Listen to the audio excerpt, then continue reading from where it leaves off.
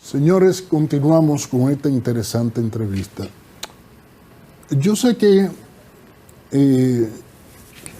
dejamos un tema atrás, pero más o menos ya la gente se dio cuenta que hay diferencia entre la picoterapia, que es la que da un cualquiera, y la psicoterapia como intervención de un doctor en psicología. Pero para que no se quede en el aire, una vez que hacemos ese acuerdo terapéutico y el paciente sabe que la terapia se va a dar por entero en el lenguaje, en lo que él dice, la atención del terapista, digamos eligiendo el modelo cognitivo, va a ir hacia lo que el paciente dice, se va a llevar un registro de lo que el paciente dice y de allí identificar síntomas y también identificar lo que esa escuela llama pautas erróneas del pensamiento.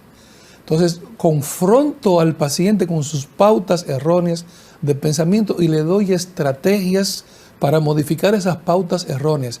No porque yo diga que son erróneas, sino porque están vinculadas a la sintomatología que él ha presentado, ¿verdad?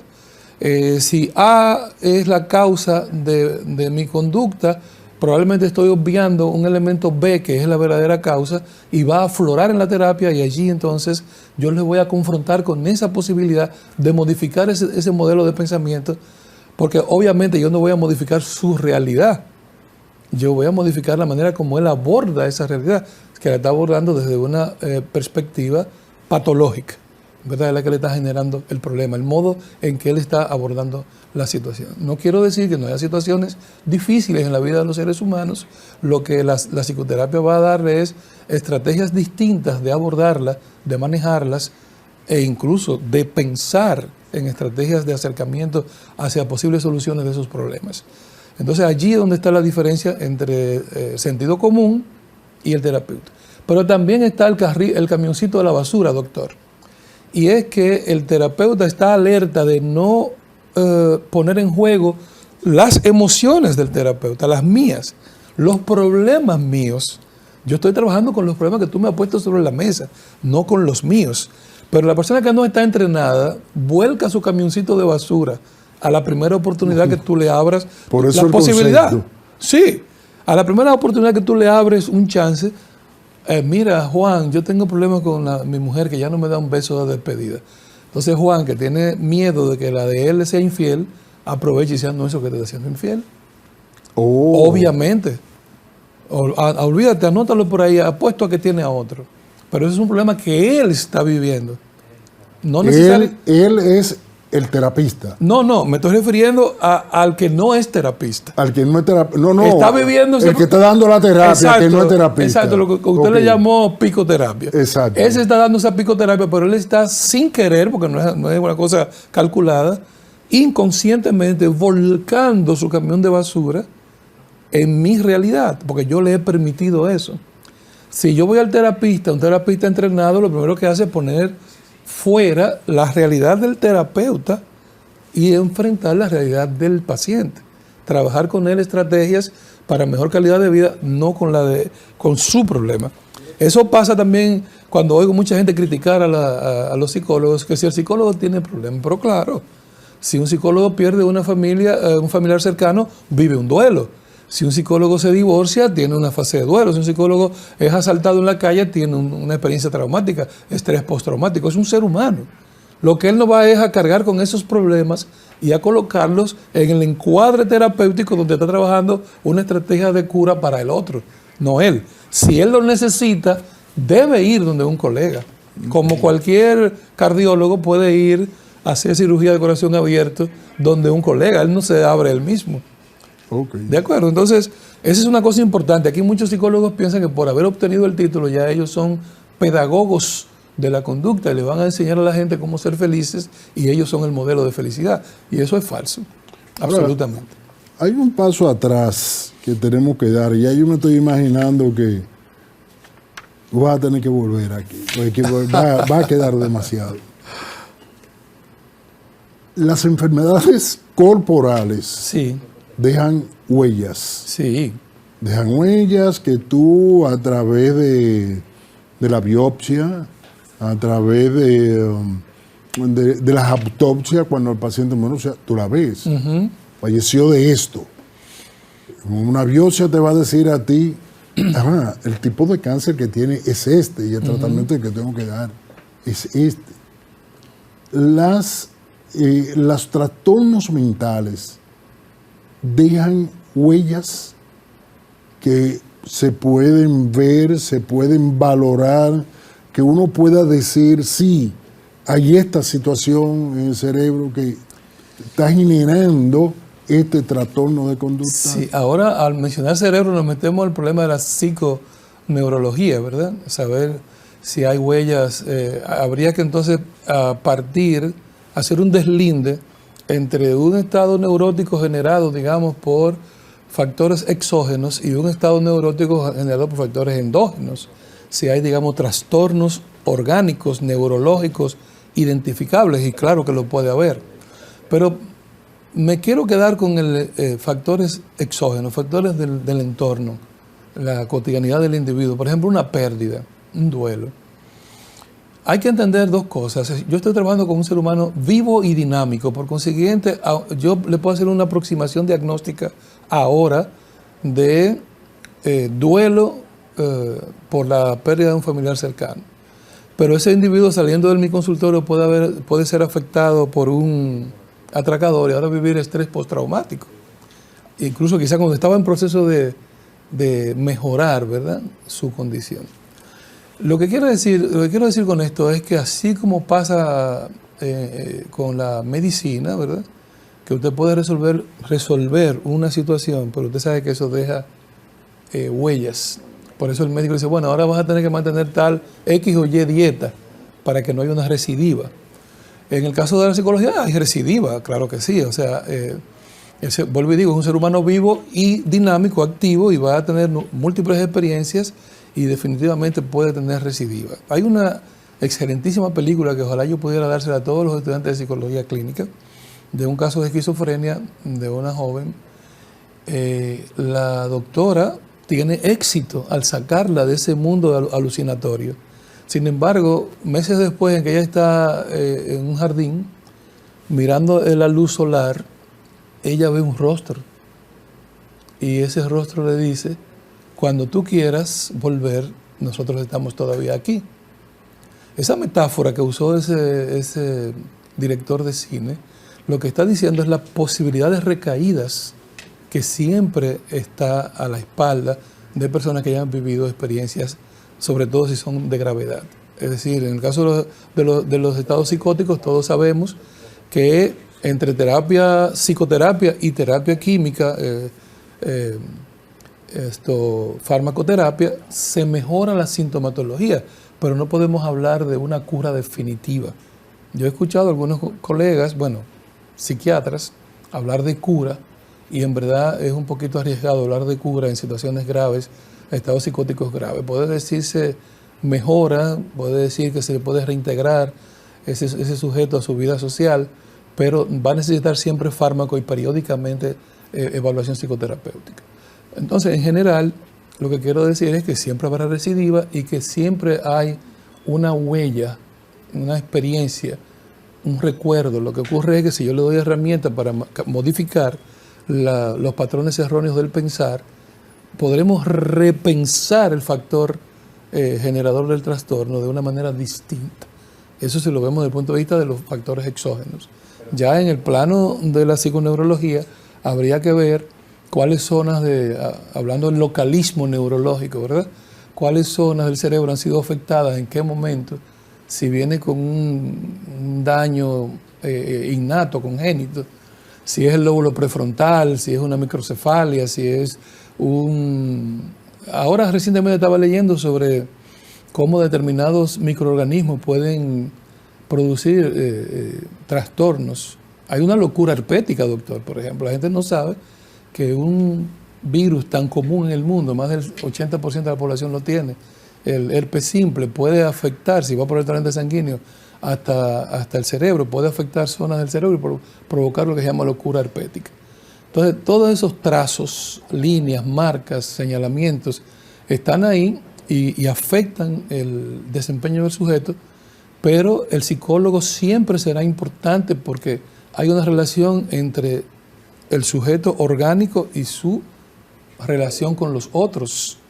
Y ahí es donde interviene la psicología. Yo pienso que ha habido mucha subestimación en la práctica psicológica, entendiendo que ese individuo que está mediando entre un sujeto que podría tener una precondición, un estado premórbido orgánico, y su posibilidad de inserción a nivel social, su posibilidad de ser un ente productivo, activo.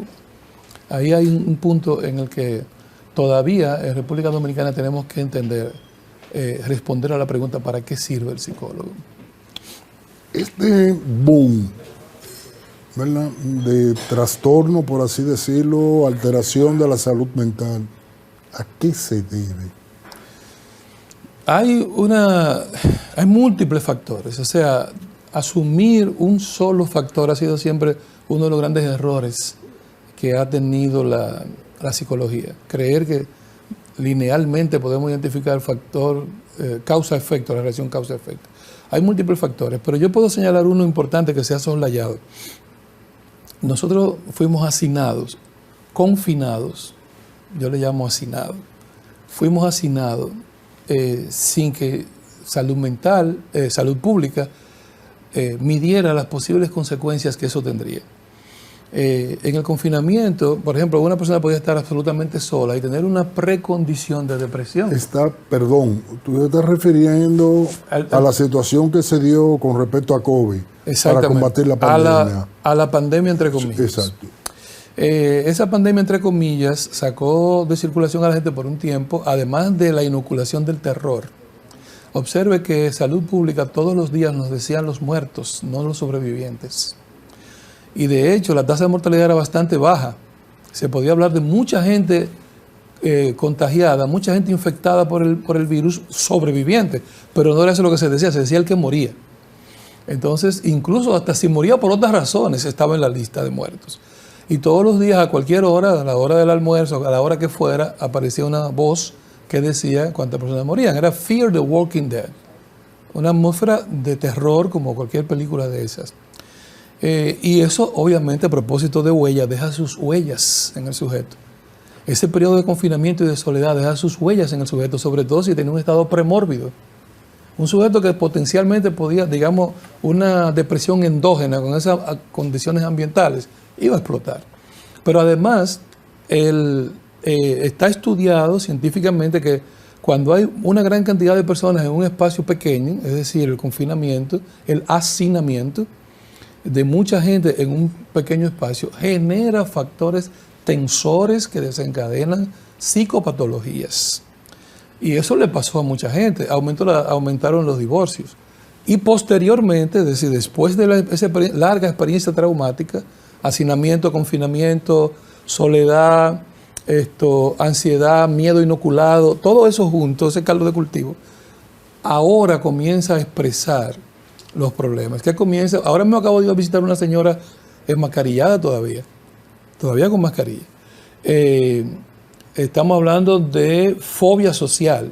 No me des la mano, no te me acerques, si estornudas me voy huyendo.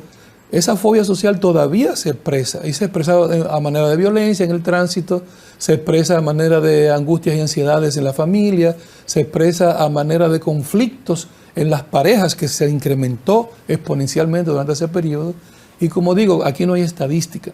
Se expresa en un incremento de la tasa de suicidio. Y no hay estadística, que dicho sea de paso, el protagonista en ese sector es el hombre.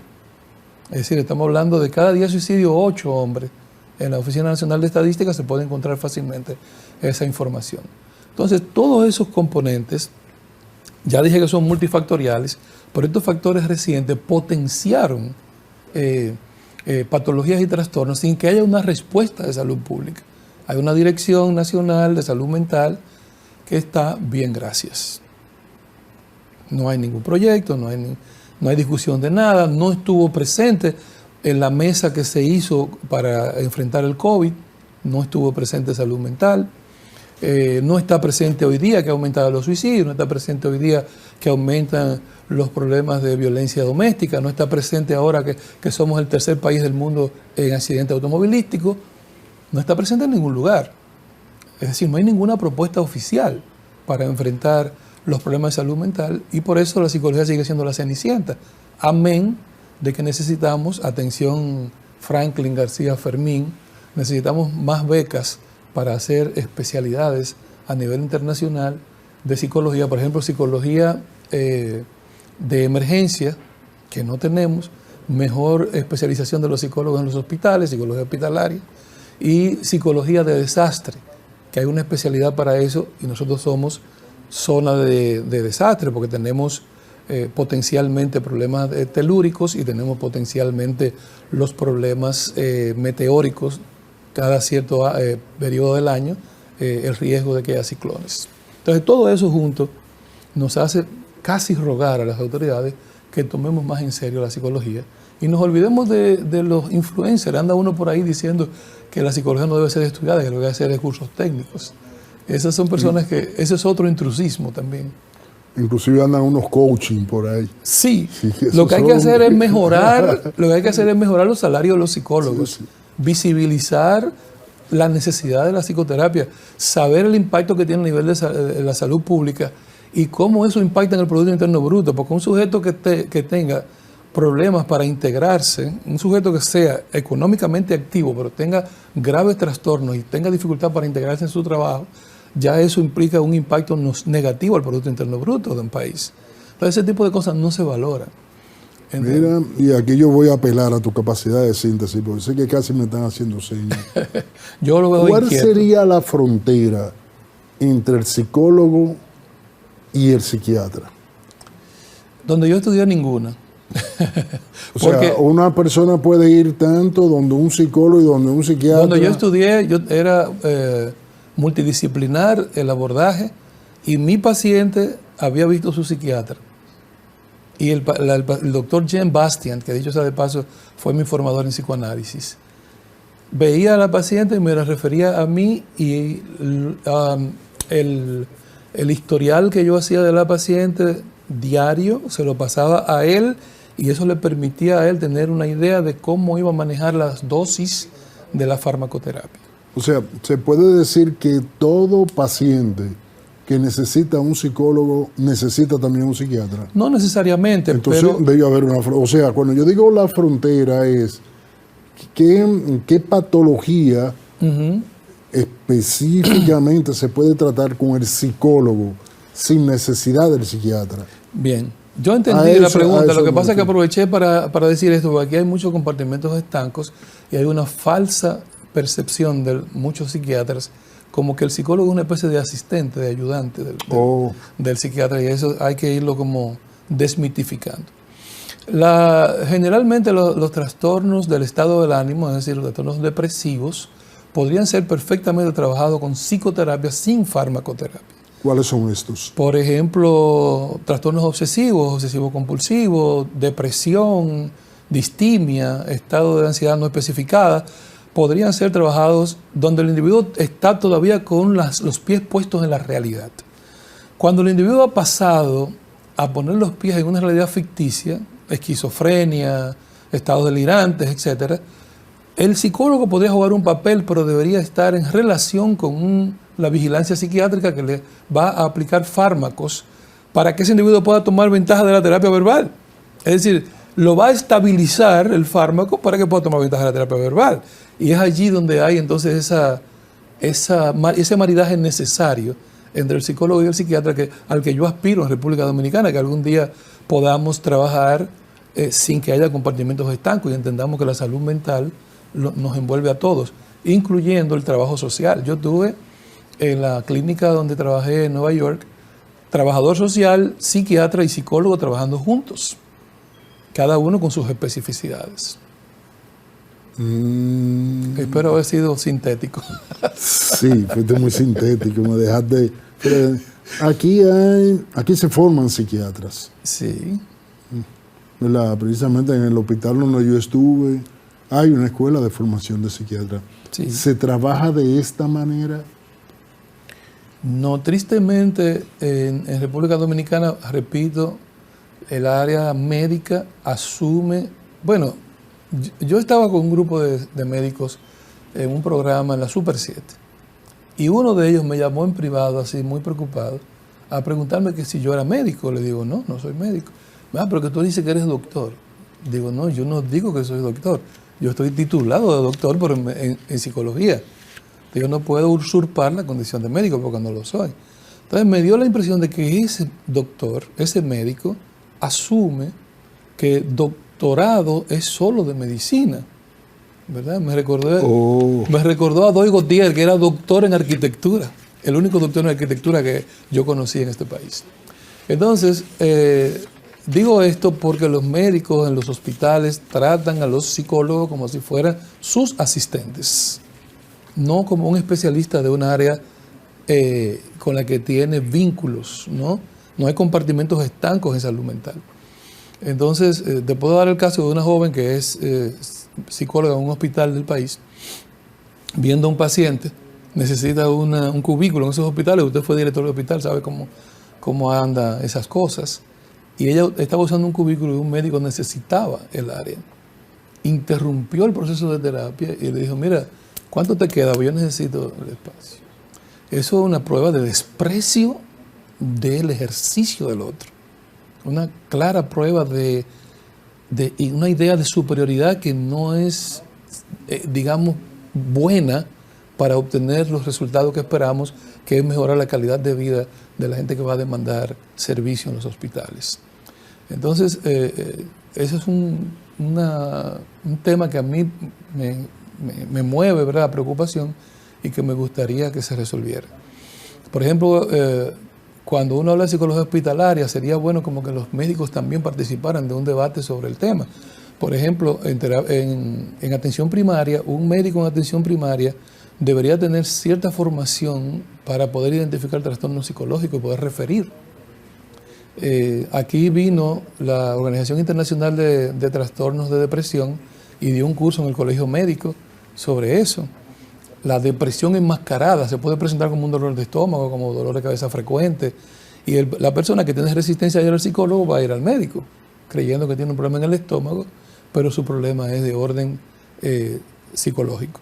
En este caso, un trastorno del estado del ánimo que tiende a enmascararse con síntomas orgánicos.